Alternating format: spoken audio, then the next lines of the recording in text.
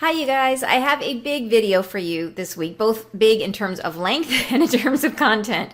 So, this week I am going to be sharing with you guys the timeline that I am currently working with in terms of understanding when some of these larger events in the world are going to be happening. So, including the Earth Rift, the separation of the United States, the flash of light, like lots of things that I've been talking about that the angels have told us about.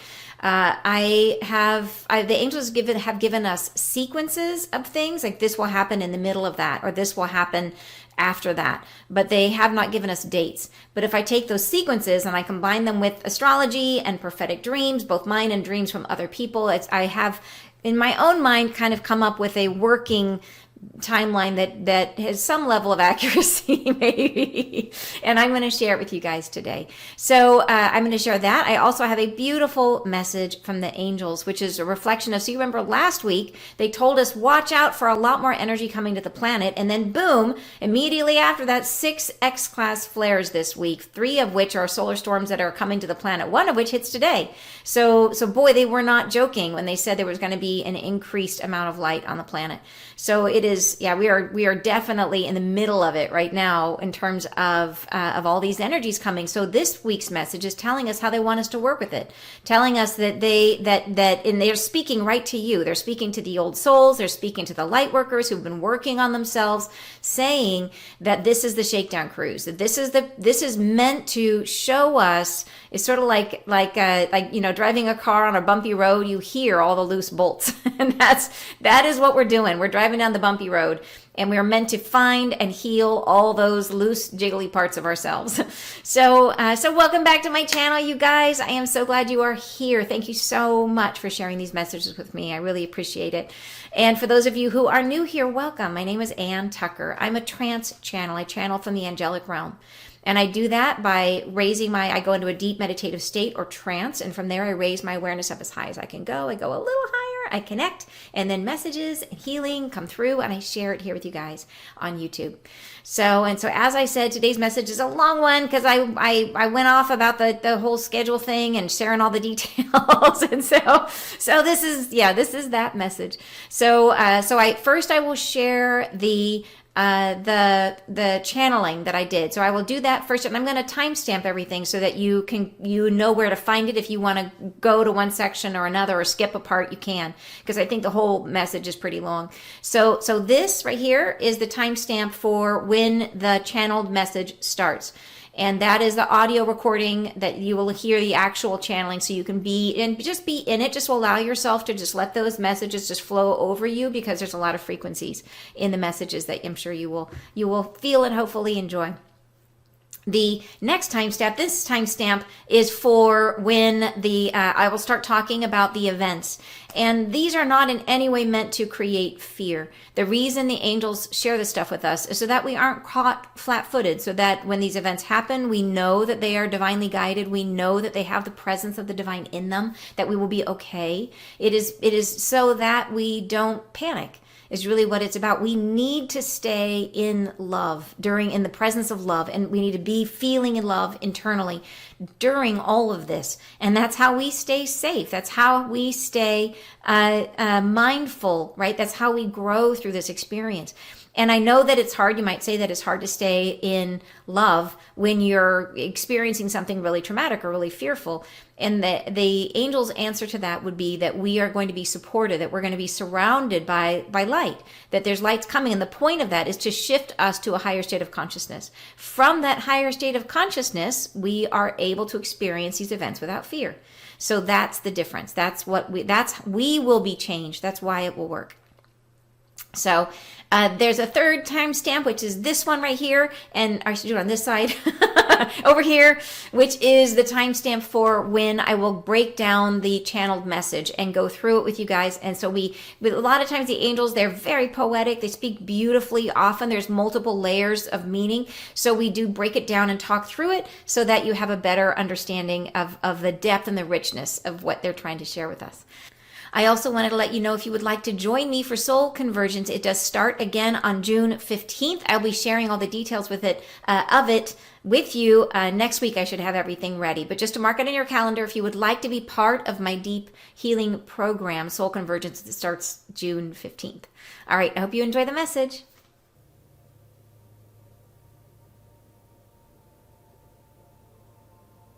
Beings of light, we speak to you now of a new time forming.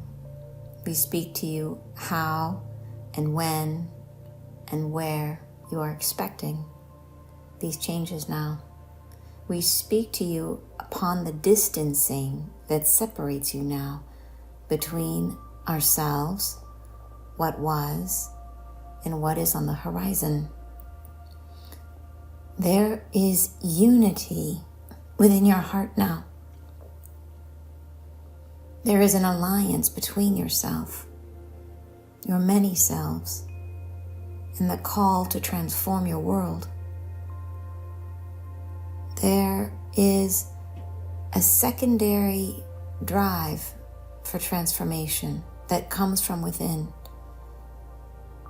An external, enveloping light partakes in your enthusiasm and draws you into the next generation of human life. The stages of your own hesitation and follow through will unfold gently from within. There are aspects of who you are even now who are transforming, who have been transformed, who are in revolt to all that is happening.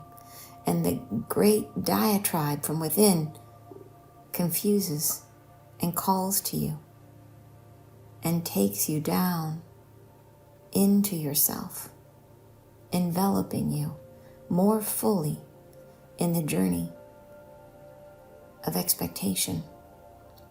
We wish now to guide you into this understanding of where and how you are experiencing what is unfolding. The great desire to transform your world must be anchored in the belly of who you are. It must come from within. It must come from the desire to transform your own self. To lead a world away from what it was takes more than that gently held notion that the world itself is calming, that the world itself will arrive on its own, that it will be found by yourself, a pleasant entrance which you can step upon and be made new. This would not reveal to you what you are. It would simply call you to a new location without transformation, and the world itself is revealed by what you are. Therefore, no transformation happens without you. We wish to call you now down internal into what holds you where you hesitate, where you withdraw from the chaotic turmoil that envelops this world, from the spaces within your second guessing, your causal whispering. What is it that draws you away from the desire to transform? There is in competition within your heart many different journeys, many ways you have lived and been, and these are all in entrance at once. Within this life, all have anchor, all belong. All that you are comes at a pace. Bit by bit, they reveal themselves within your appetite for change. As you are rising into the frequency of your own understanding, new layers of what you are revealed. And you may wonder to the self, I am working, I am striving, I am changing as fast, as far as I might, and yet I find myself stumbling, falling, becoming renewed again perhaps, but it's not over, it's not clear. The feeling, the fear that you will be left behind, you cannot be lost from this great change that humanity can afford. It comes from within you, and you are in the midst of it already. The body that you are, the being that you are, holds this cacophony of voices speaking all at once, calling to you, claiming you for their own. And within that cauldron of chaos internal, there are the points of hesitation and remembrance where you are drawn into resistance to what will unfold. And this must be addressed. These we draw to the forefront for unfolding, allowing you to see past remembrances of hardship, past occurrences of being victimized, damaged, torn asunder. The blessings of life come in strange packages, and the woundings you have received do draw into and through you the great divinity of your own light. But they are points of resistance. They are hardships, moments of withdrawal, the desire to protect, to hold yourself away from this world and its chaos. And we say to the self, to the soul that stirs within you, we speak to you. We speak to your depth, to your momentary desire to withdraw. We speak to you. We call to you in the luxurious undertaking of not doing what is called. We speak to that self who hides beneath the blankets of memory, who sings to themselves softly and tries to forget that the world is trying.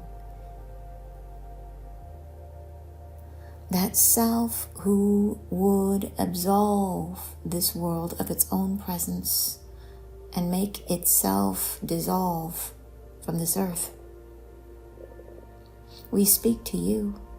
We herald you. Your time has come, is drawing near. The momentary refocusing of your own efforts to move into alignment within yourself, to draw into presence those parts sat upon a shelf, forgotten long ago, who would not be here, who care not to be present.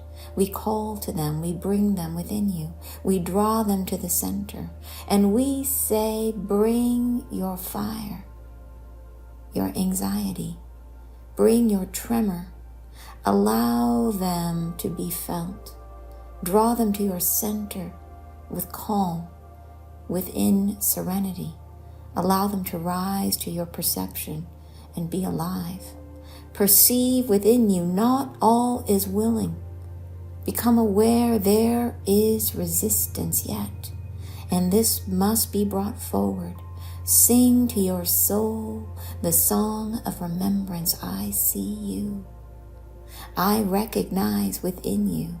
The heart, though calm, does not lay still. It calms itself against the pressure to rise, to come, to turn the tide. There is that pressure within you. And feel as you are resolved to heal.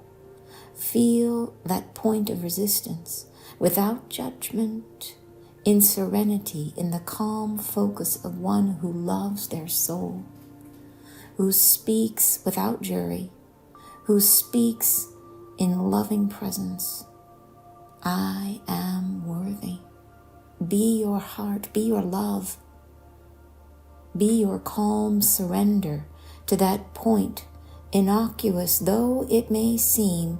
It is hardship, it is pain, it is suffering, and it resists this new world. It resists what is coming, and it must be enabled to breathe. It must be allowed to be seen. It must come forward, even within you, who are so fully transparent, so in love with what is coming, even in you. There is hardship endured, which must be recognized, which must be brought to the forefront. We speak to you now, for these points ascertained will create greater focus.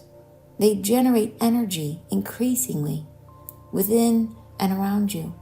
As all must come to the surface, resist not what you are feeling. Allow it to breathe. Be with yourself, understanding that these resurgences of disquiet do not disqualify all that you have healed. They are merely the points of resistance that are yet underneath, that go more deeply into the resolve of your own many lives, where you have felt yourself lost. To be found again, the curtain calls and draws you to the stage, and you are ready. You are ready to be found again, to be loved into wholeness.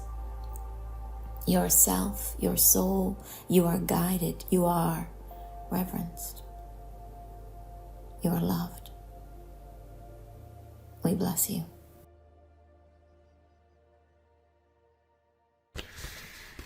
All right. So beautiful message. The poets are back. Thank you, poets. We love it. I love it.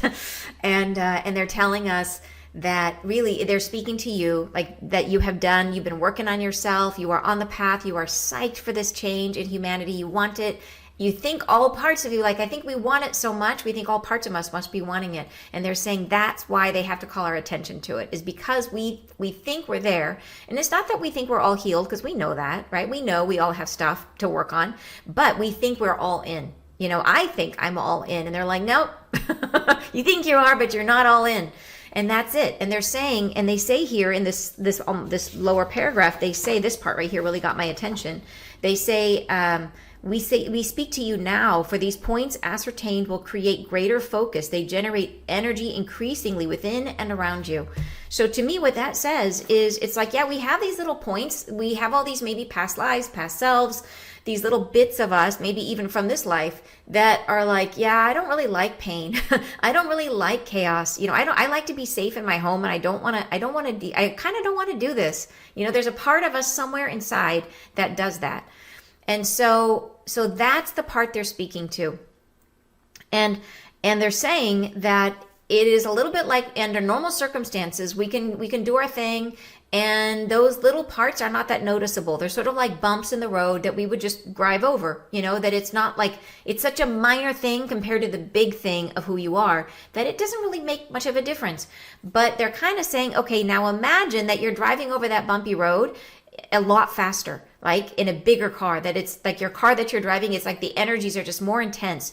And so it's like the shakedown cruise where, you could be driving slow in your car and nothing rattles. But when you drive fast over a really bumpy road, like all of a sudden you find all the things that are loose. And that's what this is. Like, that's what they're telling us. They're like, hey, the energies are increasing, and those things that weren't a problem before, now they're a problem because it's more intense. And it's a shakedown cruise. All the little bits of you that are not in coherence, that are not in alignment, are going to start rattling.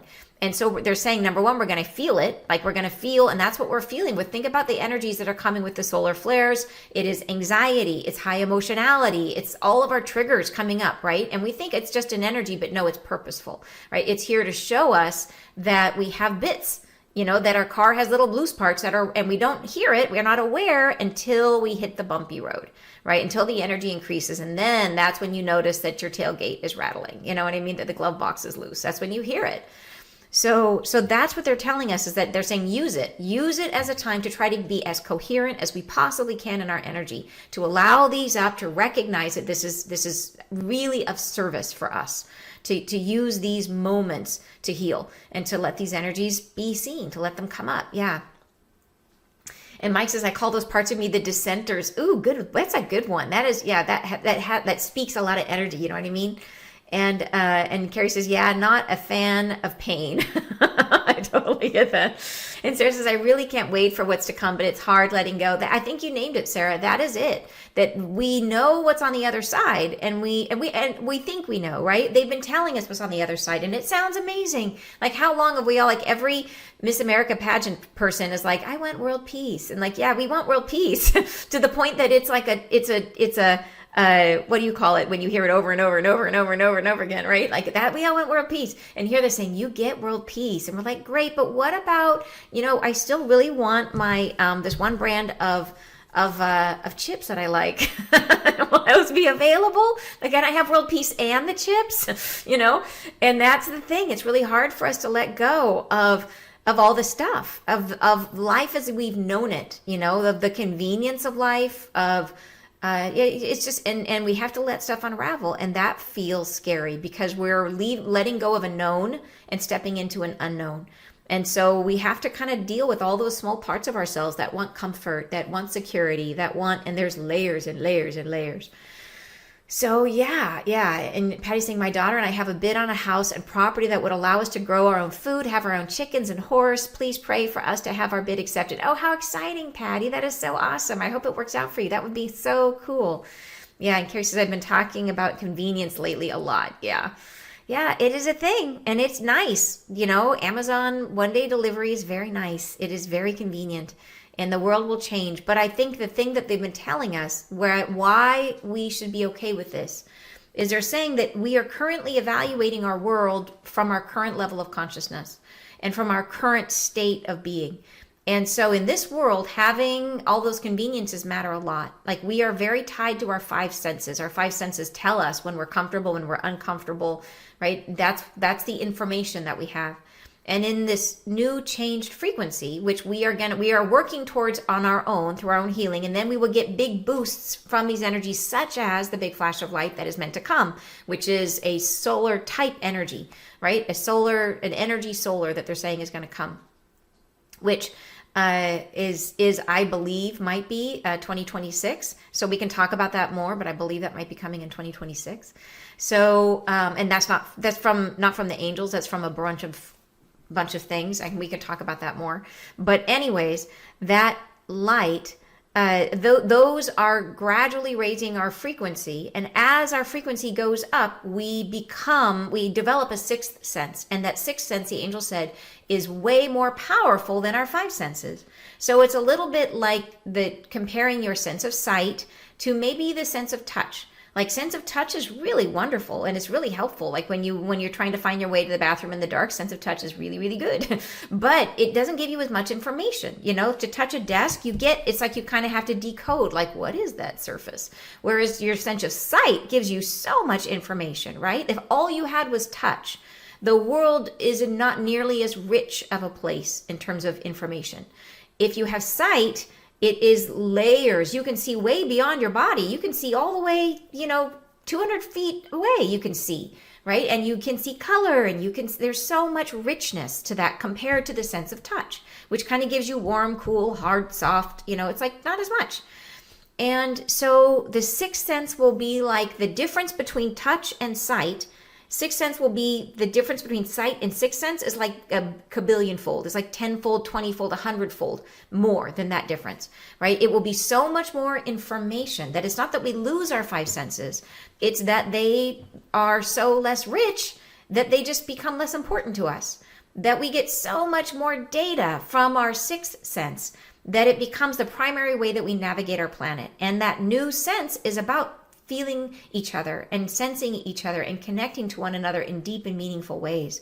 So the ways that we find gratification, the way that we find joy will change based on our experience of living through our sixth sense. So in other words, we might not care at all about the chips. Like, they might not matter because we will be so interested and so involved in what we're experiencing through our sixth sense. Right? That it's going to be we will be different. We will be changed by this in our ways of understanding our world. So the things that we're afraid to let go of, we will shift in such a way that all of a sudden we will recognize, oh, wait a minute, those actually don't matter that much. Like, those things that I thought were important are not even part of what I'm thinking about anymore. So yeah, so that is how I see it unfurling, which will be amazing, right? Absolutely amazing. So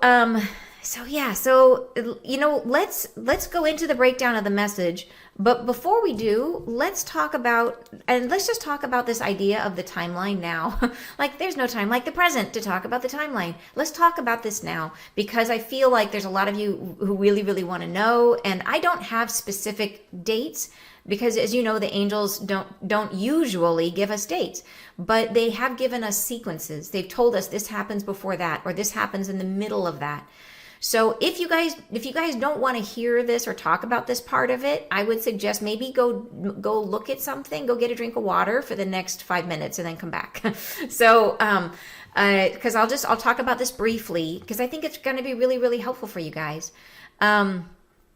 So my general understanding, based on those sequences, and then combining those sequences with information that I've seen through astrology and from other people who have had prophetic dreams and my own prophetic dreams, this is how I think it might unfold. And this is just me trying to stitch together. And I tried to do this back in 2020 before I understood. They were telling us about things way in advance, so I was looking for it to happen very soon. And I was way off. I didn't get it. And things were happening then, like in pieces, little bits occurring of the stuff they told us. But I was wrong then, using the astrology that I had at the day. But in some ways it was right, because they were showing the beginnings of these energies. So for example, in 2020, I think it was 2020, we had the Pluto return. And the Pluto return for the United States, specifically, the United States Pluto return, it happens once every like 250 years on anybody's chart. And the United States as a country has its own chart. And that chart shows that Pluto, being one of the slowest moving planets, it is the great destroyer. It is the thing that levels you and brings you back to your foundations. Anything that is not in alignment with your core essence, with why. So for a country, why was that country founded? What are the principles? What are the reasons for being that started that country? The Pluto return will bring the country down to those foundations, and anything that's not in alignment will basically filter through, right? That it doesn't stick around. So if you look at other countries throughout their histories and look at every 250 years or so, there's a major change. And a lot of times regimes fail at that mark. That's when they fall. So sometimes they just get like a massive reworking, like a new constitution, a new, something major happens, a death of a leader, and a new leader comes in, and it completely changes the country, right? And so, but that mark, that 250 mark, you can see it repeating in other countries, and it's amazing to see. Well, for the United States, we're a younger country. This is our first Pluto return.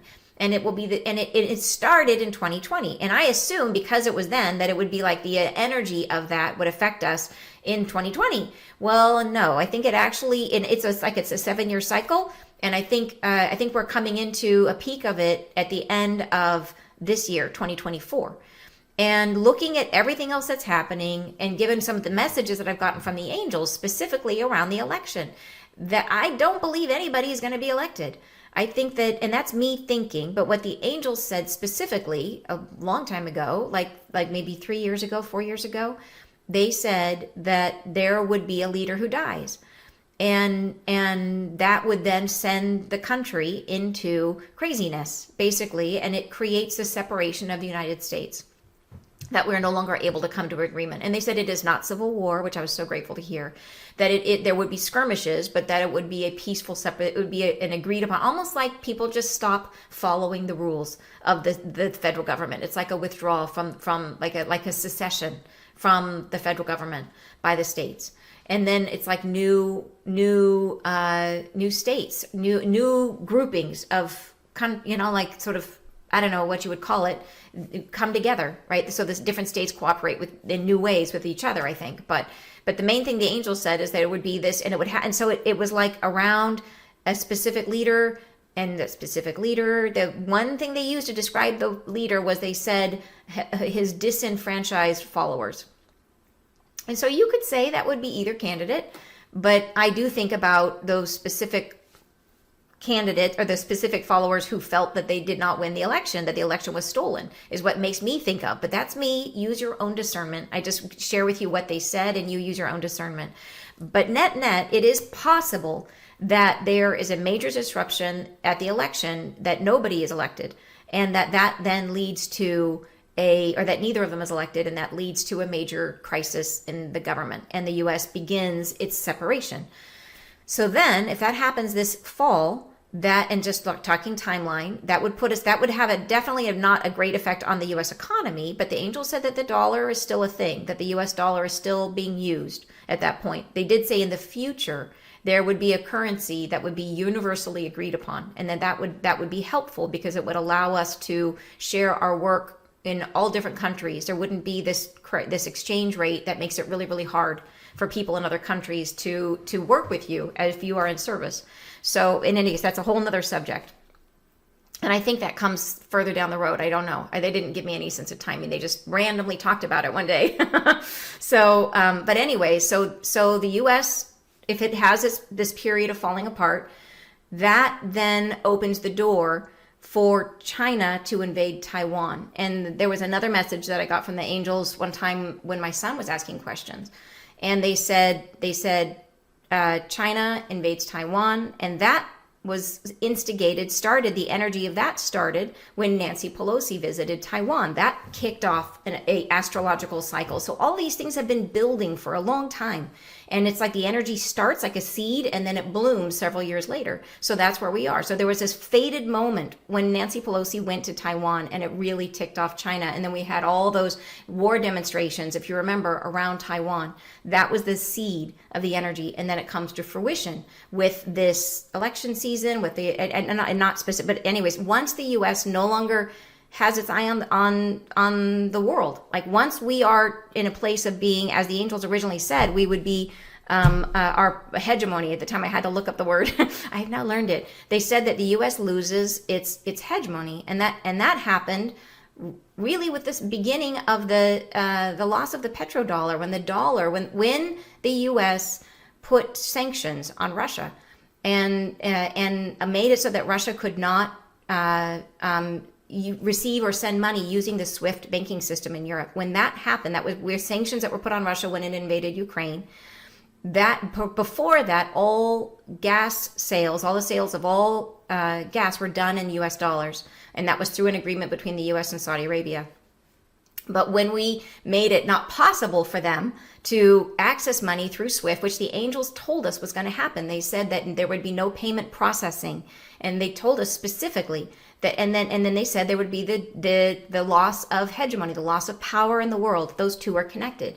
When we made it not possible to use the dollar, the dollar is how we control the world, how the United States controls the world, right? We print money and we use that dollar. And when we used it as a weapon, then that Russia and China have all they've created BRICS and this whole other system. And now they're, for the first time in the longest time, they're trading for gas. They're selling gas in other currencies, and that erodes the power of the United States enormously. So this has all happened, and they told us about these important pieces as they came out. They were very specific channelings that they said. And it's hard to understand. At the time, I didn't understand what they meant, but in retrospect, it all is there. It's all there in black and white. It's just that it was so literal, I didn't understand it. When they said there will be no payment processing, that the U.S. loses its political hegemony, it's all right there. So anyways, when the U.S. is not there to guard, to be the sort of the big brother of the world, right? Then that opens the doorway for China to take Taiwan. And the only person left to try to fight them is Japan, is what the angel said. They said, because the reason this all came about was my son asked about different currencies. What would be a strong currency? And he thought that Japan would have a strong currency. And he said, well, what about Japan? And the angel said Japan would be one of the worst. Which it now is, which I was floored. I saw that just like 2 days ago. I was looking at something, like an article came up on my feed, and it was like Japan's currency is in the bucket, it's in the tanker. And it is, right now, it is one of the worst. And I had no idea. So that has now come, and maybe that was the case back then, because I don't really watch these things, but it is true now, and they said it would be. So that was surprising, because I thought their economy was doing good. But anyways, apparently their currency is doing very poor. And then so apparently Japan. I'm sorry if I'm rambling. This is like there's so much here, but I know it's important to share, so I'll keep going. Just if it's unclear, just let me know, and I'll try my best. But so then Japan rallies the rest of the world against China, and that then opens the field for a much broader war. And that is the challenge of going into 2025 and into 2026, that we have this much broader war. And so, and the U.S. is not really in it because we are bumbling around and we no longer have a central government in the same way. And so we're kind of like sitting out in a way, from my understanding. We're kind of sitting out on the war and nobody's really paying attention to us. I think that there may be some participation in the war in the beginning, depending on what happens with the election and the chaos. Like NATO may send in troops to try to help us as we kind of go through a little bit of a crazy time. So that kind of thing could happen. But in the long run, I think that we're just kind of left to figure out our own stuff. So during this period, the angels have said that supply chains would be very strained. They've said that it's not that it would be like rationing. It's not that there will be nothing available. It's that there won't be everything available. So, and so it's like systems that used to work seamlessly would break down. So imagine if you are a farmer in California and you have crops that have ripened. You've got strawberries that need to be picked. And so it could be a thing that maybe the labor that used to come help you doesn't show up. It could be because they couldn't get rides, right? Maybe it's a thing where the way that you used to receive payment, that payment processing service is broken or not working in some way, in the same way. It could be that the trucks that are supposed to deliver the strawberries never come. So it's like all these pieces of the puzzle. There's pieces that sometimes it works and sometimes it doesn't work. So it's like intermittent. So it's like it's like a system that doesn't quite work. And but it does work enough so that there's still something, there's just not everything. And there's more of a reliance on local production and forcing us into more and more working with each other, helping each other, getting our needs met locally. That is my understanding. So then I'm not sure, like somewhere in there, we have the 3 days of darkness. And I know during the 3 days of darkness, the angels have specifically said there would be no communication. That is how they described it, and that it would provide space for us to use our telepathic abilities. And so the 3 days of darkness may come as a result of the flash of light. That could be because the flash of light is helping us to access that higher state of consciousness. So it could be accompanying. So some of these things may happen at the same time. So my new theory, and this is just a theory, but the Earth Rift, and some of you are saying, what is the Earth Rift?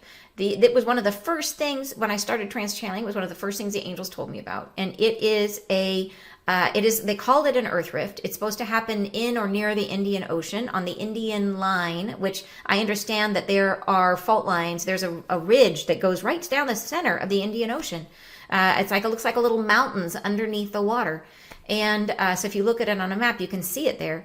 And they said that on the Indian line, near, like in that area, near Indonesia, there is a very, very significant sort of opening of like an eruption that kind of opens up the earth.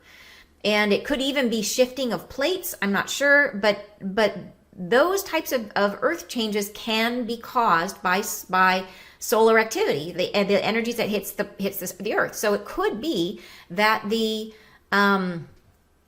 flash of light is part of what causes the Earth Rift. That could be connected. I don't know. They said the flash of light as an energy doesn't harm anybody, but it could impact the Earth. It impacts us. It's meant to heal us. And the Earth Rift is the Earth healing. The Earth is a being. The Earth is a soul, just like you and I are souls. And that soul is ready for her own evolution. She is healing and she has to release. And just like when you heal, it's like a volcano of emotion that can come up. It's like whoosh, this huge wave of emotion. She has to express her emotion too. So that's volcanoes, right? That's what it is. It's her eruptions, her saying, hey, I am not going to, that is processing anger, processing fear, processing shame, all the same stuff we have. So the flash of light will heal us. It'll also heal the earth. That may look like a big volcano, a big eruption. The Earth Rift, the angels have said that it will be felt or it'll be heard around the world. So think about Tonga. When Tonga erupted, it was heard halfway around the world. They said this would be heard all the way around the world. So a bigger eruption, significant, and there will be associated tsunamis. All the tsunamis you guys have been dreaming about, like lots of you have been dreaming about the tsunamis. And they described it as sloshing waves. So I don't think it's a thing where it's like some people are really worried that it's an end of life event. It is not an extinction type thing. It is not like a wave that goes over the whole surface of the planet and wipes everybody out. That is, the angel said it is not that. It is not a thing that's going to, and they did say that there will be some places that are much more impacted than others. But they've said that the people who are in those places who would lose their lives in this event knew that before coming, that was part of the deal, and they came because it was such an important thing to be here, and they will feel no pain. Just like if you ever listen to NDEs, if you listen to people tell those stories about their NDEs, that people, they leave their body before the car hits, right? They leave their body before the wound happens. They never feel it. And so that would be the case with anybody who was injured in that way, who loses their life in that eruption. They won't feel it. They will be gracefully ushered into this new state of being, and into, well, that's a whole other thing. Gosh, there's so much to talk about with all this stuff. But, and I'm not saying we should be happy about that. Like, I get it, because there's loved ones that are left behind, and it's pain, and it is grief, and that is true. But the angels have said it is critical for us that as we go through these experiences, that we have to stay in love, that we have to stay in the frequency. And they show it as, imagine that you are withdrawing into your own self, into a space, into your four walls, and just focus on your heart, focus on love, be the light, right? And that is the idea. And that is the way you help. And it is the way you change the world. And it sounds like, how can it be? Because we think we change the world outside of ourselves. But the truth is we change the world inside of ourselves. And so in this process, when these things hit, the idea is we have to go inside and be in love. Send love to all souls that are injured in this process, that leave the planet in this process. Send love, right? Be in love, be love is the idea. And so, yeah, so critical for our own process. And if we are able to do that, then that makes our own experience very different, right? It puts us in a position where we can walk among it and not in it. And so, yeah, so it changes your experience of everything that is going to come. So that is why we are working so hard on ourselves, trying to eliminate all these bumps that the angels are talking about. Everywhere that we are in resistance, we want to heal. So this is why it's so critical to be working on our healing right now. This is why you got to come join me for Soul Convergence. We start again mid-June, June 15th. Come join me, and it will help you. It will help you to be in that state of love, right? To work out all these kinks. So the flash of light raises our frequency. It will get you no matter what. All you got to do is be open to it. Like, the only way you can not receive it is if you decide you don't want it, right? People who are in resistance, people who are clinging very hard to the way things were, because that's a choice and they can close themselves off to it. We all have free will. But if you just decide, I want this, I'm in, then it will work for you. And then it's just, how high can it lift us? And that's why we're healing, because we want to ride this ticket as high as it'll take us. You know what I mean? And then Earth Rift, major change. And the beautiful thing about the Earth Rift, even though it carries a lot of hardship with it, enormous hardship, is it will cause massive flooding around the world, which is why they're so focused on have a way to clean your water, right? They have said that, have a backstock of food, not because there won't be anything, but because there won't be everything, and you just want to smooth out the bumps, right? Have a big bag. I always say rice and beans, quinoa, whatever floats your boat, right? There's lots of different theories on that. It's not my expertise, but have what feels good to you, what works for you. But it doesn't have to be a major investment. The reason why I say rice and beans is it's accessible to everybody, that it does not cost a lot to buy one big bag of each, that's accessible for most people. Then after, the thing about the Earth Rift is that it creates enough devastation in the world that it stops the wars. And we, from that place, are able to evolve into a global peace. And that is the thing. That's what we're trying to get to. That's the reason. We can't do it without this, as the angel said, it has to be the energy of it's what is it they say? It has to bring the exhaustion, the energy of exhaustion. It has to bring it down to nothing. It has to bring it down to the state of where the powers that be can't just gather up their resources again and climb back on top. It has to be a thing that brings us down to the state of where we have to come up with new ways, right? Where we have the chance to define a new world from a higher state of consciousness. That's the goal. And so, so that's what happens. So we enter into this new state of a global peace, and it's helped by the fact that we have access to this higher state where we feel each other's feelings, where we care about each other, in ways that a lot of people don't now. A lot of people are thinking about me first. A lot of people in the world think about me first. And then if there's anything left over, you know what I mean? I'll make a buck from it. Like, that's kind of the world. And we're going to get to a space where it's, no, how can I let that person suffer? That person is me, right? I love them in the same way that I love myself. And Rebecca's in there already. Bring on reciprocity. You got it. You got it. That's exactly right. And so then we get into aliens. Yes, they come and they help us, right? And we have to have world peace before they can come. So once we are at peace, then we can start getting help from the aliens. So it's a short window, you guys. We are heading into it. And I believe this Earth Rift and the flash of light might be coming anywhere from like the middle to the end of 2026. That's my best guess, based on the astrology, based on a lot of prophetic dreams that people have shared with me and that I have had. I think so. That's my best guess, is that's the window. And that is really the major shift for humanity, is from there. And it's not that we're done at that point. We are at our new beginning at that point. So it's a new opportunity to define the world in a really, really cool way using these new gifts. And at that point, it becomes all about healing. It becomes all about healing, because there are those of you who are already on board and you're saying it. You're like, I want it. I'm in, says Sarah. Like, you guys are in, right? And you've been working on yourself, and you already are accessing your gifts, and you're trying to access your gifts. And that is a big part of soul convergence, by the way. When you do soul convergence 1, and you could do just one, or you could do both, ideally both soul convergence 1 and soul convergence 2, because they heal from different perspectives. The first heals from the masculine perspective. The second heals from the feminine perspective. When you are complete with at least one, then you can do my gift activation program. And that is about connecting you, opening the channels to your gift so that you can flow your gift more easily. And that's, the angels have said, that is how we share the light. So what happens after all of this, we get to the end of it, there are people who have accepted the light to greater and lesser degrees. So we will be living in a world where there will be some people who are floating on cloud 9, who are like, life is great and I'm happy and I'm full of light. And then there'll be people who are like, I want what you've got. How do I feel that way? How do I get to us? They will have enough awareness. They may even start seeing angels. The angels said there'd be people seeing angels. And there may be, imagine an atheist walking down the street and boom, there's an angel, right? What kind of internal crisis is that person going to have? They are going to need your help. They're going to need a lot of help. And there are way fewer helpers on this world than there will be people needing help. So, and the people needing help are going to be coming out of the woodwork. So this is why we are working on ourselves now. This is why, you're working on your healing, why you are working to develop your gifts. Because we got to be there. We got to be ready. We are the team. We are the team that's here to help in this next phase, not because we're better, but because we are all one, because we're all the same being. And you need to help yourself. I need to help myself. And when I help myself, I help everybody else. When I help everybody else, I help myself. Right? We are one.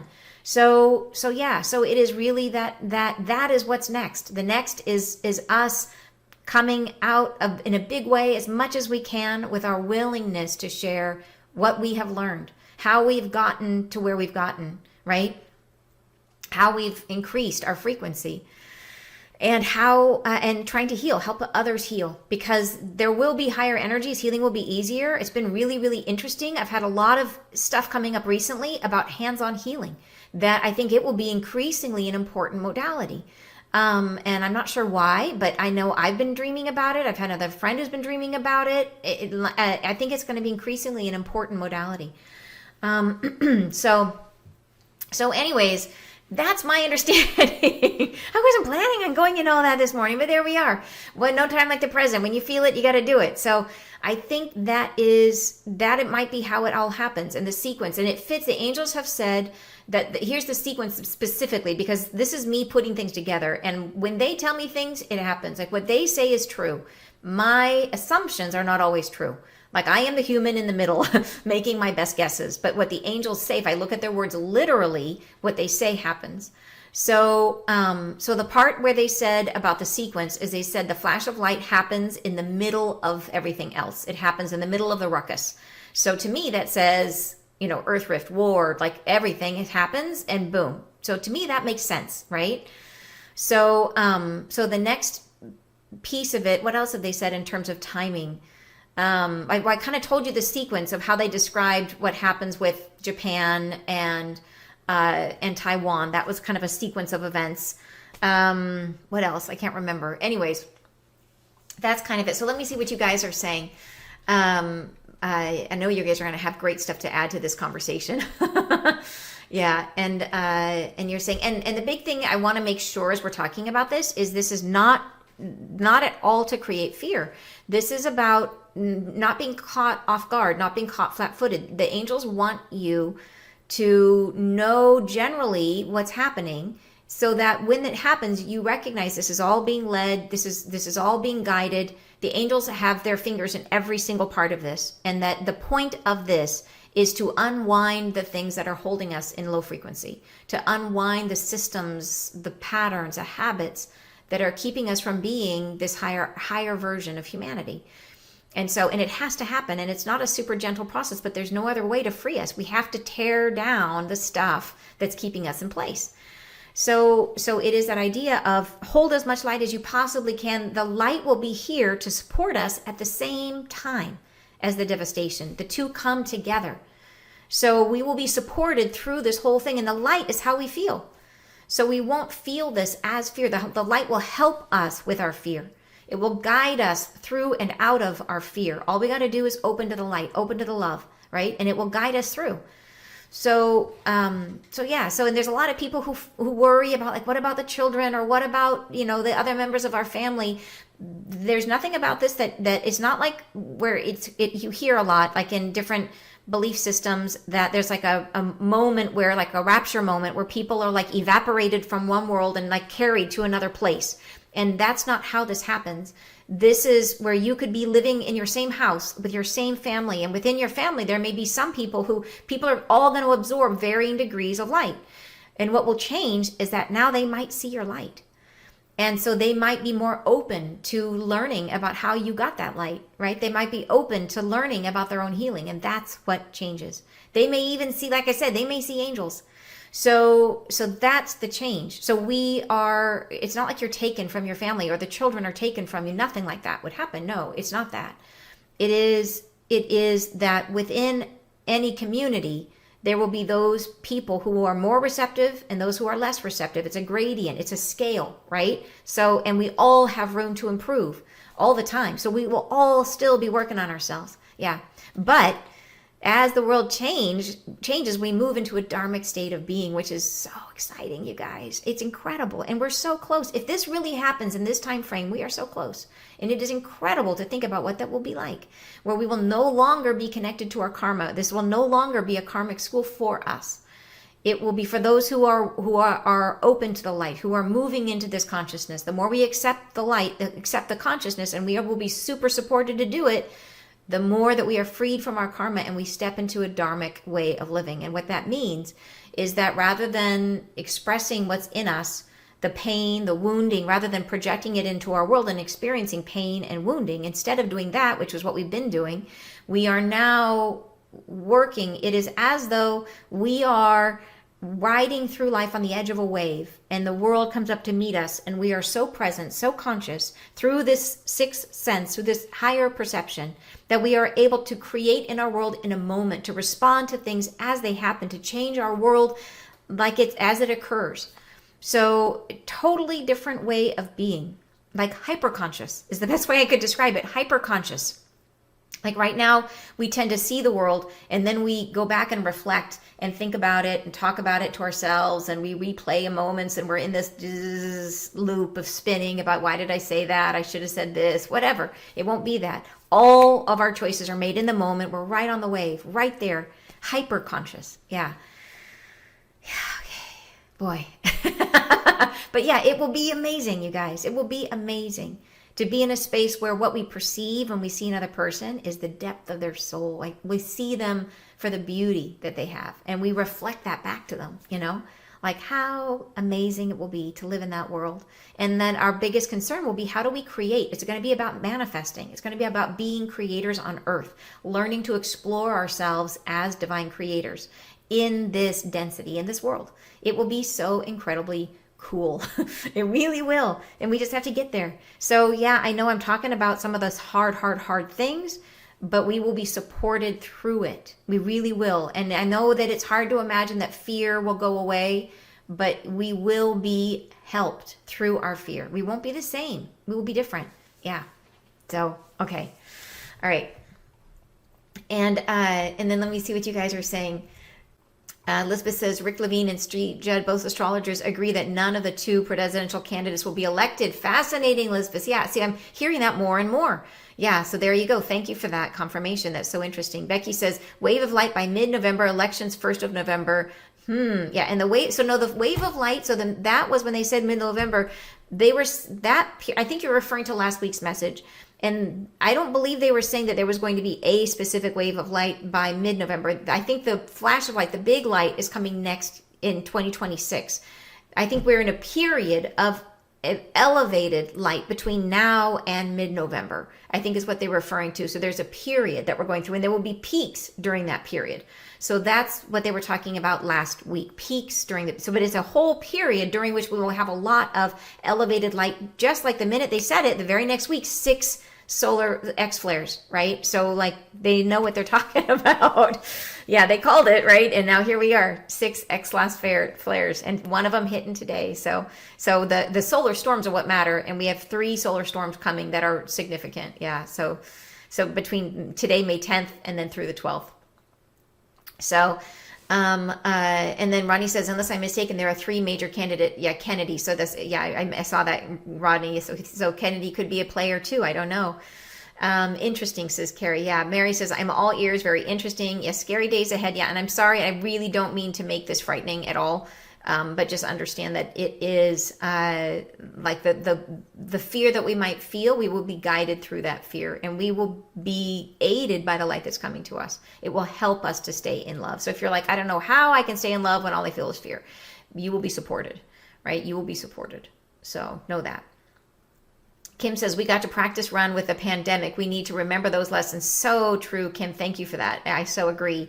And Ronnie says, the plentiful times are decreasing, but there will be some. It will likely be very different, but not impossible. I absolutely agree. And it's supposed to be colder in the future. So as you're making your plans for yourself, if you're thinking about, and they don't want us to spend a lot of time planning. They want us to be investing in our lives now. They say that the energy we put into our lives now will carry us through, that everything is energy, that we're meant to continue to invest in our life. They don't want us to become focused on over preparing, because that puts us into a state of fear. So they want us to, if you do a few things that give you comfort, things that will just make you feel joy, and then that's plenty. But as you're doing that, be aware that it will probably be cooler for some time period, colder, the temperatures. So if you are gonna have a little garden, pick winter, learn about winter crops. Winter, like kale. There's certain types of, like mosh is a lettuce that you can grow in cold weather, cold climates. So just be aware of that. Be aware that it's going to be colder for a little while. And then thank you for sending love from across the pond. Thank you so much, Sarah. Ronnie says, I love hearing from the angels and other beings of light, hearing directly from the horse's mouth, so to speak. Yeah, different timelines. Yeah, could be. That's why we just kind of have to take it. Like, I think it's not to get too attached to what happens or to what might happen. You know what I mean? And that's why they don't want us to go into the rabbit hole of like prepping. They don't want us to invest a ton of energy, because it's fear energy. And they want us to do a few things, right, that will be good for us no matter what. Like it's good for you to have a way to filter your water in general, right? It's good for you to have a slight back stock of food in general, right? It's these things are good no matter what. It's good to just have that generally. So they're saying do those things, and then invest all of your energy in yourself and your healing and your life and their loved ones. You know, like life goes on, life continues, and we want to carry these energies into it, the energies of our own desire into our new life. Yeah. So, gosh, that was a whole conversation, and we haven't even done the breakdown yet. So if you guys have time, let's dig in. Let's go into the breakdown. And there was a lot of this that was pretty clear, so I'll do this as much as I can. I'll do it without going through the whole thing too specifically. They say, beings of light, we speak to you now of a new time forming. We speak to you how and when and where you are expecting these changes now. We speak to you upon the distancing that separates you now between ourselves, what was, and what is on the horizon. So this is interesting. They're talking about expectations quite a bit here. So they say that we speak to you how and when and where you are expecting these changes now, right? They're saying we're speaking to you about your expectations, that you expect this now. So they're acknowledging that you guys are on board, is kind of hear this. We're speaking to you, you expect this, you are on board, like you are in the know. And so, and they speak to you upon the distancing. So even though you're in the know, there is still distancing that separates you now between ourselves, what was, and what is on the horizon. So this is the first paragraph. They kind of lay it out. They're saying this message is for you, and it is about the fact that even though you're on board, there are still parts of you that are distanced from what is coming. And that's the part that is in the shakedown cruise we need to identify and heal. Yeah. And they say there is unity within your heart. There is an alliance between yourself, your many selves, and the call to transform your world. So that, like, that you are on board, right? There is a secondary drive for transformation that comes from within. An external enveloping light partakes in your enthusiasm and draws you into the next generation of human life. So there's the desire that comes from within you, and then there's the light outside of you that is coming to the planet. So all of these things work together to bring us towards our transformation. Yeah. The stages of your own hesitation and follow through will unfold gently from within. There are aspects of who you are, even now, who are transforming, who have been transformed, who are in revolt to all that is happening. In other words, all of these things exist at once. The parts of you that are healed, the parts of you that are ready to be healed, and the parts of you that don't want to be healed. There are three different camps, basically. And all of them are inside of you all at the same time, right? And then they say, and the great diatribe from within confuses and calls to you and takes you down into yourself, enveloping you more fully in the journey of expectation. They mentioned it again, the journey of expectation. So this is such an interesting phrase. So they're saying we have these parts of ourselves that are healed, that are on board, that are ready to go, parts that are up for healing, and parts that don't want to be healed. And that juggling all of that inside of us, having that crazy, like sometimes the push, the pull of all these different parts that are vying for control over us and our journey. These different parts of ourselves that want us to go forward, one step forward, two steps back, whatever it is, that they are enveloping us fully in the journey of expectation.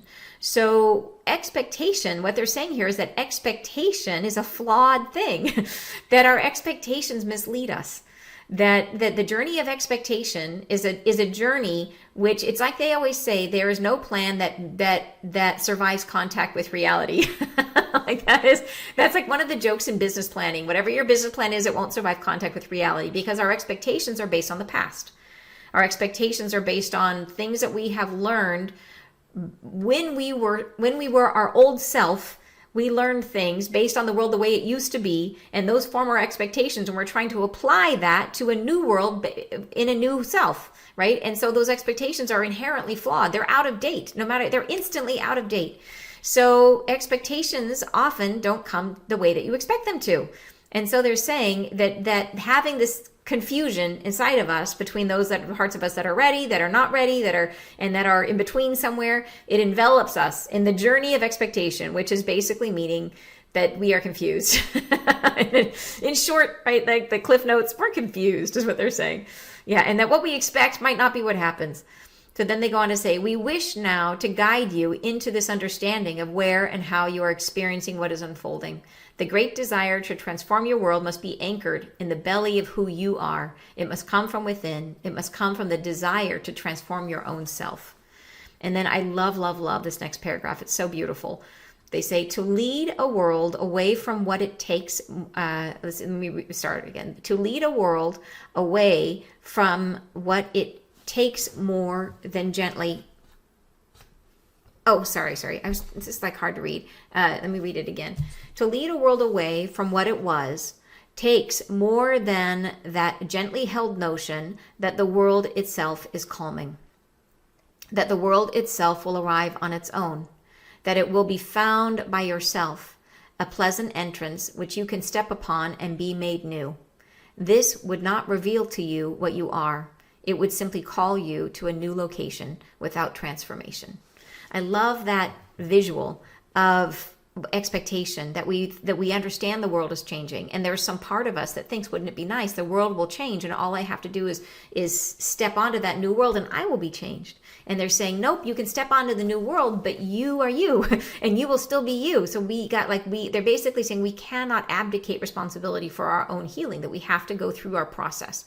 We have to work our way through our own truth, to our own truth, right? And we will be in the new world and we will get helped, but it can't do it for us. Yeah.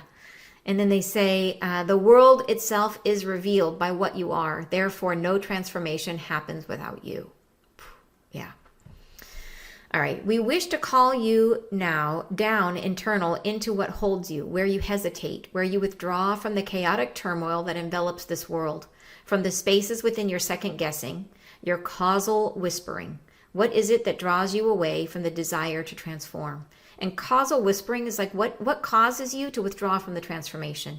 Like the whispering that's then they're saying you're not good enough, you're whatever, that you're going to get hurt, whatever it is, that's the whispers, right? The second guessing, it's in your mind.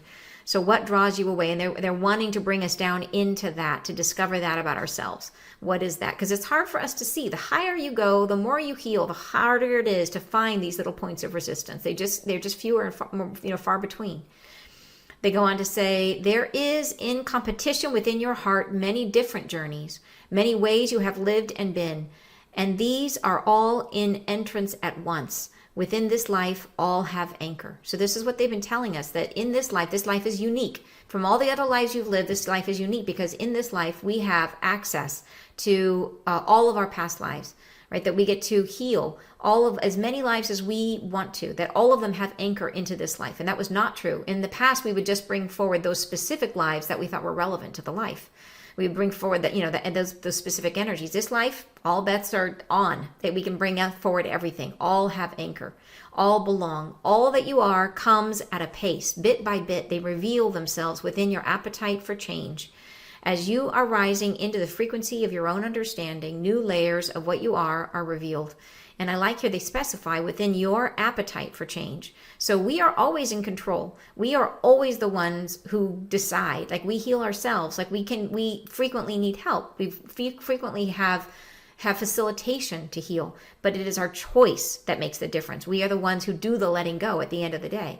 So it is for our appetite. What is our appetite? What is our readiness level? There's no judgment in it at all, but it's telling us it'll never be more than we can handle. It'll always be what we are ready for. And that's the beauty of it. All right.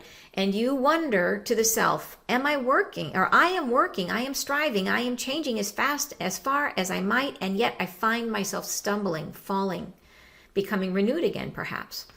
But and then they're saying that especially to those of you who have been actively working on your healing, and you might feel like, why am I not feeling amazing this week as we get pummeled by 6 solar flares? like why am I not feeling great? Well, the energies are changing around us really rapidly, and this is the shakedown cruise. They are rattling our cage so that we can find all the loose bolts, right? That's what's happening. So yes, you are changing. All of the changing you've been doing is there. It's all true. But these times are designed to help us discover ourselves at our deepest layers, right? The most hidden parts are ready to come to the surface, right? They say, and it says, but it's not over. It's not clear. The fear that you will be left behind. And they say, you cannot be left behind. You cannot be lost from this great change that humanity can afford. It comes from within you, and you are in the midst of it already. And then they say, the body that you are, the being that you are, holds this cacophony of voices speaking all at once. It calling to you, claiming you for their own. And within that cauldron of chaos internal, there are points of hesitation and remembrance. We are drawn into resistance to what will unfold. And this must be addressed. These we draw to the forefront for unfolding, allowing you to see past remembrances of hardship, past occurrences as being victimized, damaged, torn asunder. And so I think this is interesting when they say we draw these to the forefront. And I think this is the solar flare action. Like, this is all the light that's hitting the planet right now, that this is the point of it, that it's, yes, it's happening, but the timing is magical, and it comes at a point to help us access these very, very deep layers, things that we might not be able to access easily on our own. So these energies are supporting us, right? Helping to bring it to the surface. And then they say, and the reason for it is, like I said, that well, we'll go into it when we get to that paragraph. But anyways, they go on to say, the blessings of life come in strange packages, and the woundings you have received do draw into and through you the great divinity of your own light. So it is that idea that there's some beautiful quotes from some songs about, it's the cracks are what the light, let the light in. You know what I mean? And that's the case, that our wounds are the things that make us deeper. And when we're deeper, we hold more light. So it's literally like we get wounded, it carves out new space inside of us, and that space is able to be filled with love. So yeah, so it really is. It's making space for the divinity of inside of us. And they go on to say, but they are points of resistance. They are hardships, moments of withdrawal, the desire to protect, to hold yourself away from this world and its chaos. And we say to the self, to the soul that stirs within you, we speak to you. So these are the parts. There's literally speaking directly into your subconscious, directly into your deepest selves, saying, we speak to you, we see you, we see that part that's afraid. We see that part that doesn't want to be here during this difficulty. Yeah. And they go on to say, we speak to your depth, to your momentary desire to withdraw, we speak to you. So it's literally that part of yourself they're trying to address. We call to you, and this is why I think you should make sure you listen to the original channeling, to get all of the frequencies that are coming through with these words. We speak to you, we call to you in the luxurious undertaking of not doing what is called. We speak to that self who hides beneath the blanket of memory, who sings to themselves softly and tries to forget that the world is trying. That self who would absolve this world of its own presence and make itself dissolve from this earth. We speak to you. So isn't that funny, the luxury of not doing what you're supposed to, right? And we call to you in the luxurious undertaking of not doing what is called. It makes me think of like when you were a kid and you're like hiding out somewhere and your parents are calling you to do chores and you're just pretending you don't hear. It's like, it's the luxury of not doing it, and it's like, oh, I can get away with not having to help. Yeah, and that's what it feels like a little bit. That's in there, like, oh, I'm just gonna bow out. I'm not gonna be there for this one, right? Who hides under the blanket of memory, who sings softly to try to forget, right? Like, it's just beautiful the way they describe it, just absolutely beautiful. But they know us very, very well. They go on to say, we herald you, your time has come, is drawing near, the momentary refocusing of your own efforts to move into alignment within yourself, to draw into presence those parts set up on a shelf, forgotten long ago, who would not be here, who care not to be present. We call them, we bring them within you. We draw them to the center. And we say, bring your fire, your anxiety, your tremor. Allow them to be felt. Draw them to your center with calm within serenity. Allow them to rise to your perception and be alive. Perceive within you, not all is willing. Become aware there is resistance yet, and this must be brought forward. And this is just that awareness that we just have to pay attention, because it's wonderful, especially if you've been working on yourselves, as you've been doing healing. Like, you feel the more healing you do, the more you enjoy your life, the less friction you experience. And so it gets to be easy to kind of move through life and just feel like life is great. Like, it becomes that way. And so they're trying to say, hey, yeah, life is great, and you still have these spots, and you got to address them. It's important that we address even the little bits. Like just because life gets easy doesn't mean the task is over. We got to continue. We got to keep working. Yeah. And they go on to say, sing to your soul the song of remembrance. I see you.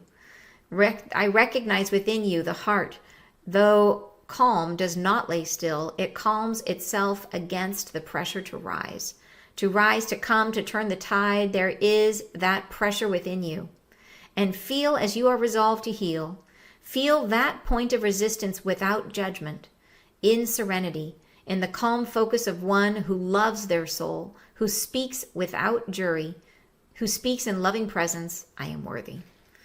So to speak without jury is like a judge, like that without judgment of yourself, and just allowing these parts of yourself to come up and to love them and to allow them to be And even if they're sticky, even if you can't get rid of them right away, just love them. The more that we allow them, the less resistance we have, the more easily they flow through us. Yeah.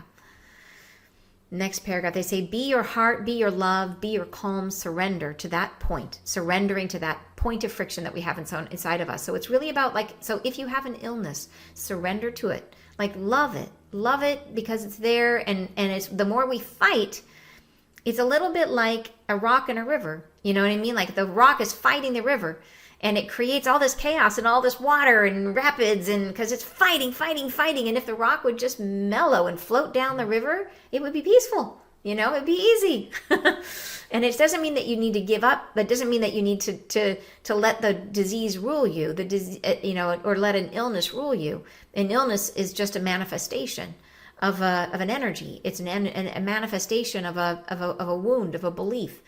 And so we want to allow the belief, we want to allow the wound to come to the surface to be seen and felt, so that the resistance, the illness, is the churn. It's the water around the rock, and the rock is the wound. We want to heal and love the wound so that it dissolves, and then all the illness, which is the churn, can dissipate and go away. That's the goal. Yeah. So they go on to say, where is it? It is pain. Okay, innocuous. So talking about this point, surrender to the point. So surrender to that stone, to the rock, to the original wound.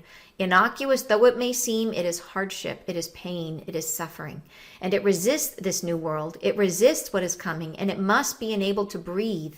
It must be allowed to be seen. It must come forward even within you, who are so fully transparent, so in love with what is coming. Even in you, there is hardship endured, which must be recognized, which must be brought to the forefront. So they're saying, all you old soul, the old soul who has done their work, even in you, even in me, even in all of us, we still have to, they're saying, bringing it to our attention because the light is here.